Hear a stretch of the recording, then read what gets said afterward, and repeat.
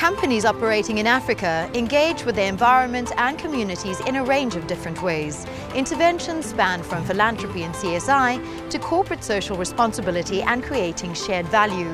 Regardless of the context, the common thread must be sustainability. Hi, I'm Natalie Becker, and today on It's Africa's Time, we look at 3 South African organizations and their commitment to the country's economic, social and environmental development. But first, we chat with Ilana Makebo-Massa, Head of Research and Evaluation at Greater Capital, who'll share with us her insights in relation to CSI, CSR and shared value.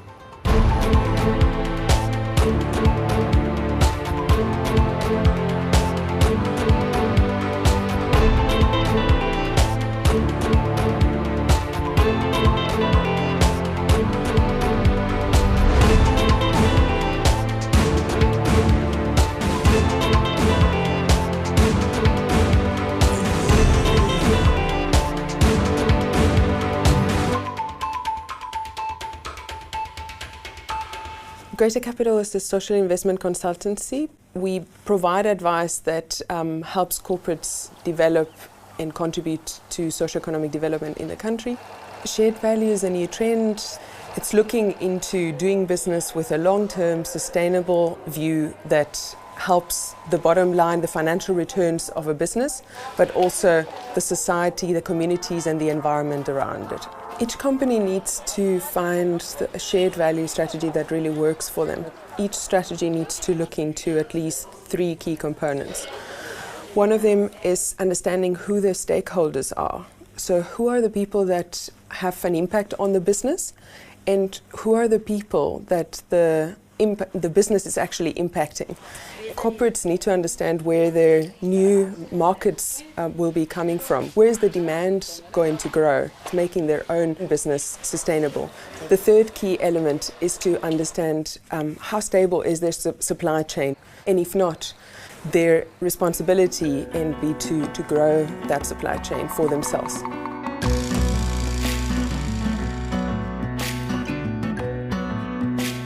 In 2009, we were approached by Tracy Gilmore and Tracy Chambers, who are now founders of the Clothing Bank.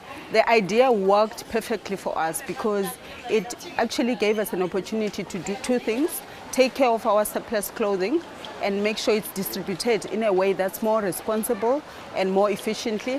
But at the same time, it gave us an opportunity to empower a whole lot of women who would never have got the opportunity to be empowered as they are now. The 2 Tracys developed a holistic methodology and have achieved significant success in training unemployed mothers to run small retail trading businesses. One of the key tools that we use at the Clothing Bank is obviously recruitment. We need to recruit the right candidate, and we're looking for people that are self-motivated with a very strong work ethic.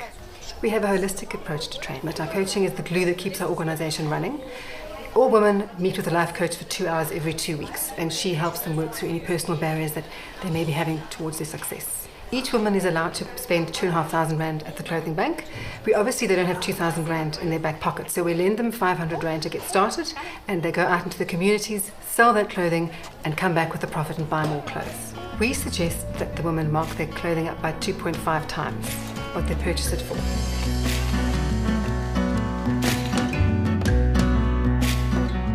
One of the key indicators of success and sustainability for the Clothing Bank program is the fact that the women who get to participate come up with a qualification that they wouldn't have.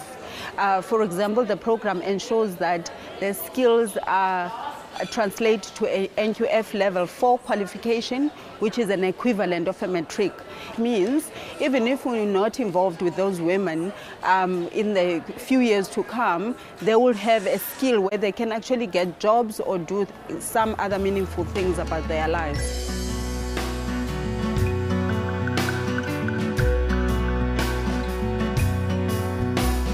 Zaliswa, how do you market your clothing? I market my clothes at home. Then sometimes I took my bag and knock to the community doors and sell my clothes.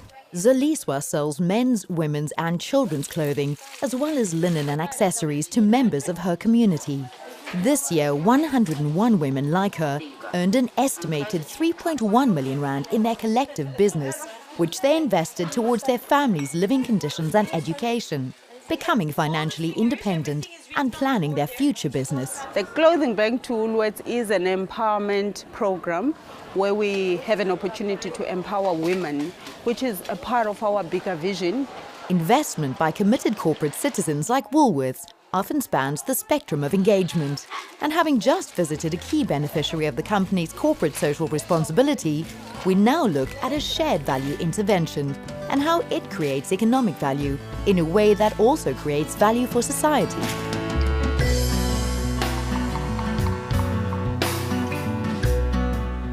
The farming community worldwide and final food retail customers are immensely aware today of the importance of good practices in agriculture.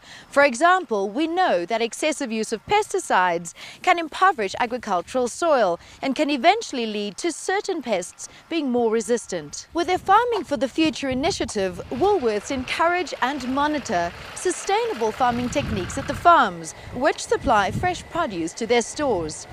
Today, we're with the farmer Flip Nell on a vegetable farm in the South African Highveld, where he's going to explain some of the interesting processes.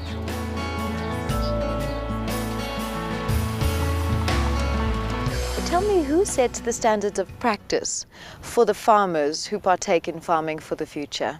The first one obviously will be the farmer, and who has to have the expertise and the know-how in order to do it in practice. Secondly, there is an international certification which we call Global GAP. The GAP stands for Good Agricultural Practices. And then the third was introduced by Woolworths, or what we call Farming for the Future.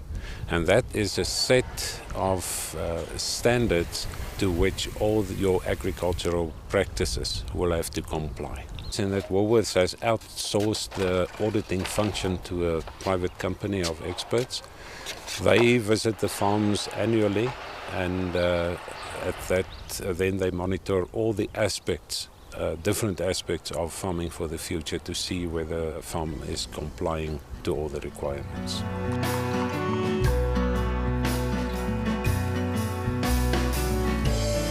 We've seen some incredible improvements in farming methods and farming practice over the last couple of years through Farming for the Future.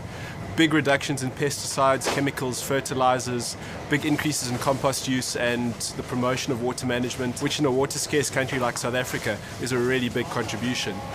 We're also seeing more interesting biodiversity stories coming from the farms. Farmers telling us about bird species, insects and animals returning to their farms for the first time in many, many years as well.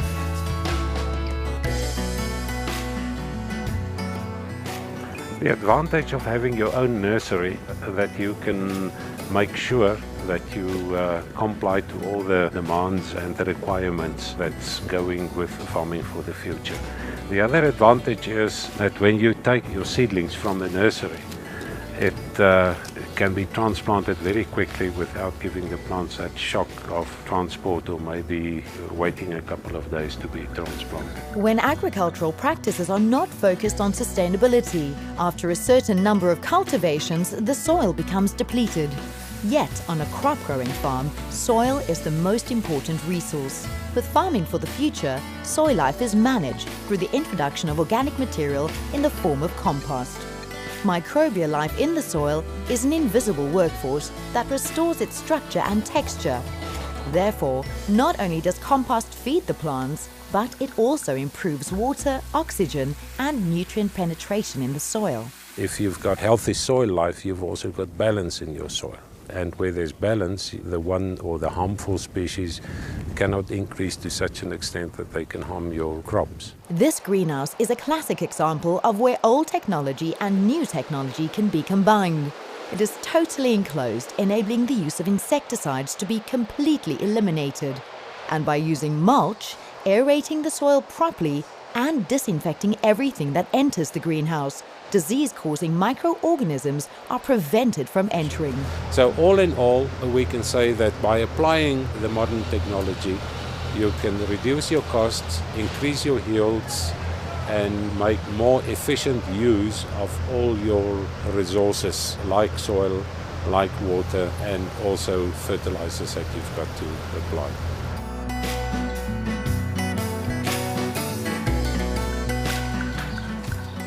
And then the next big step for us is really to take the model and adapt it to the dairy supply industry. After that, hopefully the next thing is to actually look at meat production and see which principles are applicable for that industry as well. Farming for the future is part of Woolworth's Good Business journey towards creating shared value for the triple bottom line of people, planet and profit.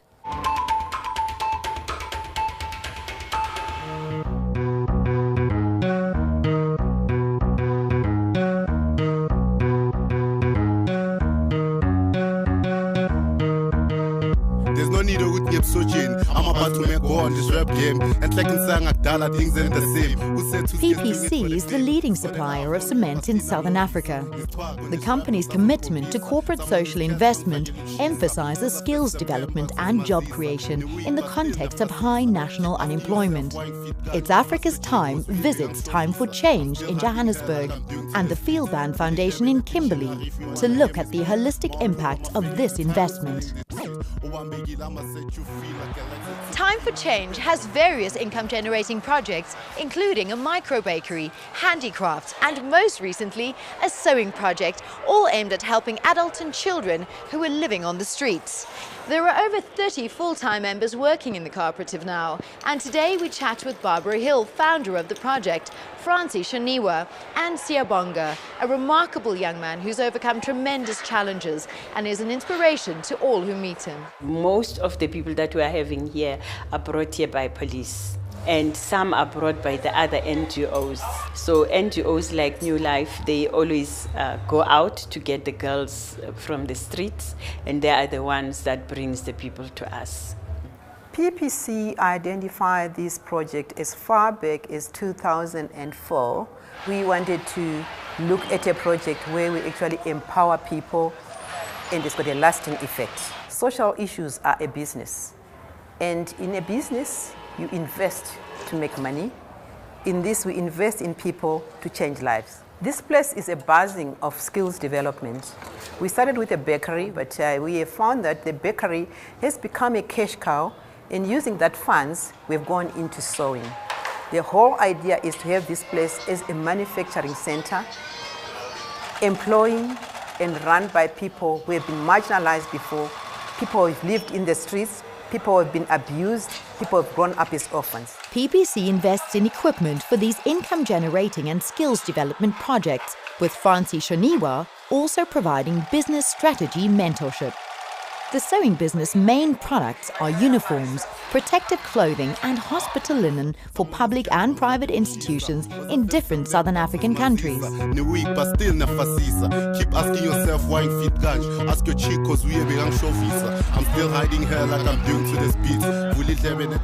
What inspired me to start rapping is my past, my present and my future and everything that I see around me. Siyabonga stands out because he's not just academically gifted.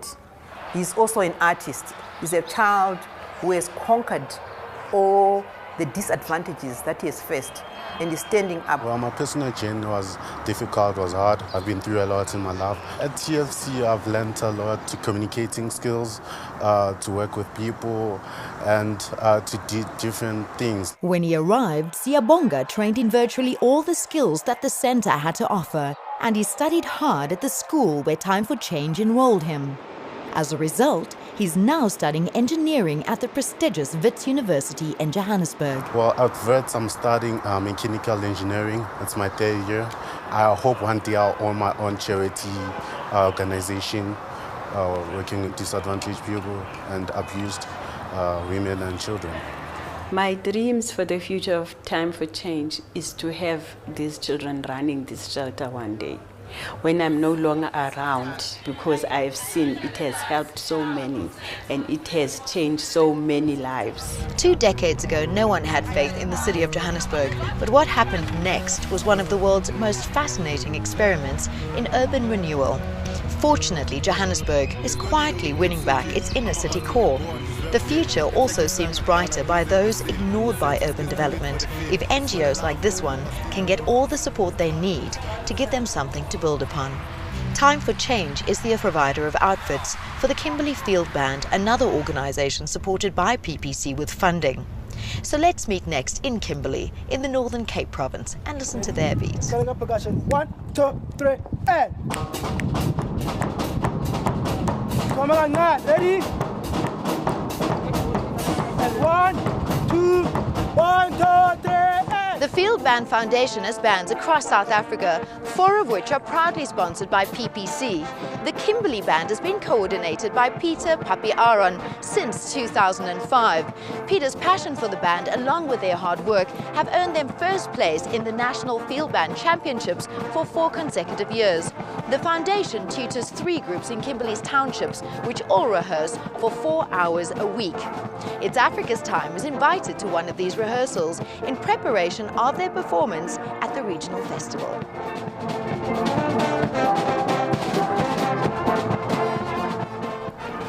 It is a life-changing opportunity which I have experienced myself over the past 11 years of teaching in the foundation. I started playing the trumpet and I participated more even on an exchange program in Norway, and it is when I came back I even plowed back into the community. The Field Band Foundation creates life-inspiring opportunities for the underprivileged youth, even though over 90% of their recruits have never played an instrument before. Through the discipline and creativity of music and movement, they also gain confidence and learn social and leadership skills, which will keep them away from gangsterism and carry them forth into adult life. The band members are between 10 and 21 years old, and according to their likes, their natural skills and the needs of the band, they're assigned to one of its 4 sections: brass, marching, percussion, steel drums or dance. The main projects within the Field Band Foundation, we have the FBA, which is called the Field Band Foundation Academy, whereby we send all our senior tutors to be furthermore trained at the academy, and to also work more on life skills and teaching programs so that they must be able to work better within the foundation. The HIV program is where we have all our learners into voluntary counseling and testing so that they must be able to prevent themselves from getting either infected by the virus. Children in Distress program is a program whereby we look at our members' specific needs. For example, school uniforms, blankets, and you actually see their home environment and try to assist to that regard. Coming up percussion. 1, 2, 3, and. Now, listen to the big band coming together, saying one band, one sound, and lots of movement. 1, 2, 3, and.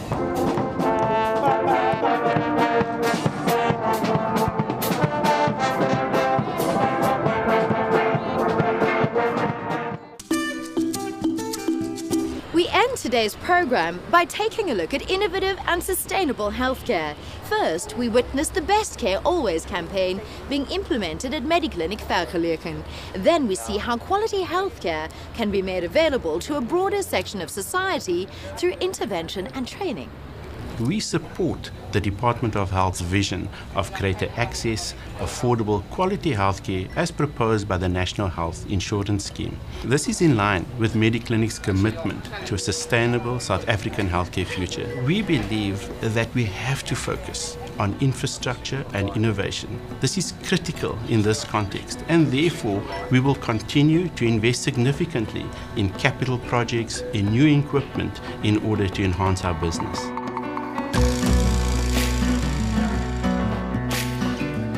Mediclinic Southern Africa hospitals participate in the Best Care Always campaign, the purpose of which is to promote collaboration between public and private hospitals and to prevent healthcare-associated infections through the implementation of bundles.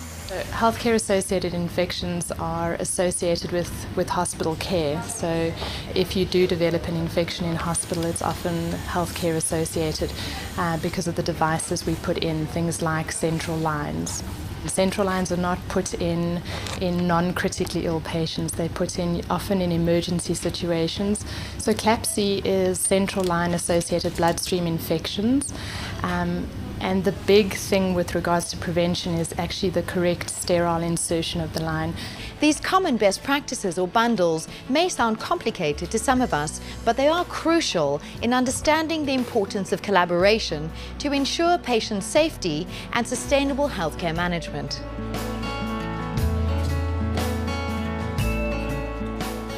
Public-private initiatives are a component of Mediclinic's overall approach to sustainable healthcare. This involves collaborating with government hospitals to provide much-needed surgical support in various disciplines. Through such partnerships, a broader section of South African society is able to access quality healthcare. The Kimberley Cataract Project is actually one of our largest CSI projects we've ever undertaken. We have realized that there's a huge backlog in terms of what the public sector can master, and as the private sector we felt we have to get involved, and so we're really very excited to partner with the public sector in this project. This R3 million project forms part of the first tier of the company's structured CSI strategy. An agreement was reached with the Department of Health to address the backlog of cataract operations which exists in the province. A team of private ophthalmologists, together with senior medical officers and anaesthetists from the Kimberley Hospital complex, operate on these patients on weekends when Mediclinic Kimberley has spare theatre capacity. To make the joint collaboration a success, the Kimberley Hospital also provides pharmaceuticals and transport for patients, some living up to 300 kilometers away. But cataract blindness in South Africa and most third world countries is our biggest cause of blindness, where we can help patients that don't have the funds. Makes a huge difference in their lives. Once a year there's the Right to Sight project and the Eye Care Awareness Week here in October, where everybody over the whole country tries to do as much surgery as possible. And a lot of emphasis put on the doctor, but the whole theatre team and all the other doctors involved add their share. We get the pupil here and then we get the lens, and this is where our problem lies. This lens becomes hazy over time as people get older and through some diseases like diabetes. What we basically do with this kind of operation, we make a small incision from the side, another second small incision, then the front membrane of the lens that's sitting here, we open up in a circular way. That is the optic part where the patient sees through, and that's the little legs that positions the lens nicely in place. Then the hard part of the lens we take out with this ultrasound or phacoemulsification machine. The soft part we take out with the same machine, just without any ultrasound, and then we put in a new foldable lens through the small opening that kicks out and goes to sit into place there. And then about 4 weeks after that, then we send the patients for their new glasses, which then gives them a broader spectrum of vision afterwards. I waited 6 years for the operation. It's not everybody that does things like this. It was really a blessing to have somebody come forward and see to us. Maar nou na die operatie toe kon ek al die werketjies self mee doen.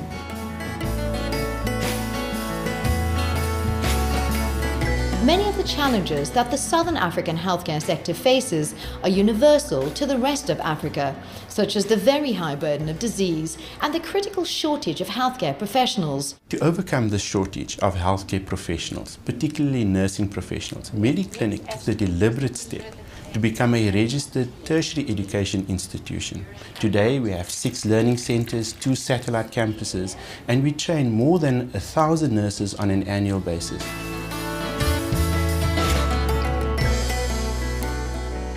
We believe that healthcare is a need that should be available to everybody. We need to ensure collaboration. We need to ensure a scientific approach in the implementation of government's policy of greater access, affordable, quality healthcare for all our citizens. This policy, however, can only be realized if we ensure that we leverage the skills of all our role players. The private sector is willing and able to make a significant contribution to this goal. From a Mediclinic perspective, this opportunity we look forward to. Triple bottom line, sustainability, corporate social responsibility, they're all terms that are really closely linked together and used interchangeably. They all place the emphasis on a different angle, but at the end of the day it's about sustainability for businesses, for society and for the planet. Africa is perceived to be the new growth market around the world, especially after the financial crisis. And while we are a continent full of opportunities in terms of huge human power and natural resources available, we are also a continent full of needs and challenges that are currently not being fully addressed. Companies that want to then succeed in Africa are going to, for their own sake, have to invest into the growth of the continent. And that will have a positive impact for their businesses and will have a positive impact for the continent itself. Thank you for being with us on It's Africa's Time, and do join us for our next episode where we discuss sustainable resource management with Altius Holdings, Exaro and Oceana.